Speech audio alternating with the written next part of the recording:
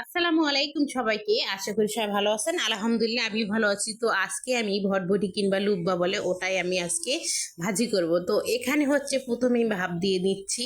ভাপ দেওয়ার পরে অবশ্যই আপনাদেরকে দেখিয়ে দেব কি করলাম। তো ভাপ দেওয়া শেষে তো পানি ঝরাইতে হবে, এটা সবাই জানেন। তো এই যে পানি ঝরতে দিয়েছি, তারপরে হচ্ছে এখানে মরিচ আর পেঁয়াজ আমি ভেজে নিচ্ছিলাম। তো সুন্দর করে যখন ভাজা হয়ে যাবে একটু লাল কালার, তখনই একটা ডিম দিয়ে দেবো। ডিমটা দেওয়া হয়ে গেলে আবার আমি মিক্স করে নিচ্ছি। প্রায় যে আপনারা লুডুস যে রান্না করেন ঠিক ওইভাবেই রান্না করলে হবে।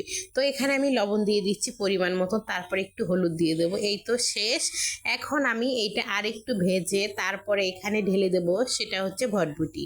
তো ভটভটিটা দেওয়ার পরে দেখবেন মনে হচ্ছে শুধু কিছুই নেই, কিন্তু এটা খেতে অনেক মজা। আপনারা একদিন ট্রাই করবেন, খুবই ভালো লাগবে।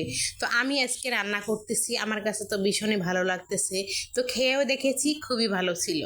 তো এভাবে রান্না করার পরে দেখুন অনেকটা পরিমাণ কমে গেছে, মানে এগুলা হচ্ছে সবজি, তাই এরকম আর কি সিদ্ধ হওয়া কিংবা ভাজার পরে অনেকটা পরিমাণ কমে যায়। তো এই যে শুকনো শুকনো হয়ে গেছে, এখন আমি নামিয়ে তারপর বাটিতে বাড়িয়ে আমরা এখন খাওয়ার জন্য রেডি হয়ে গেছি।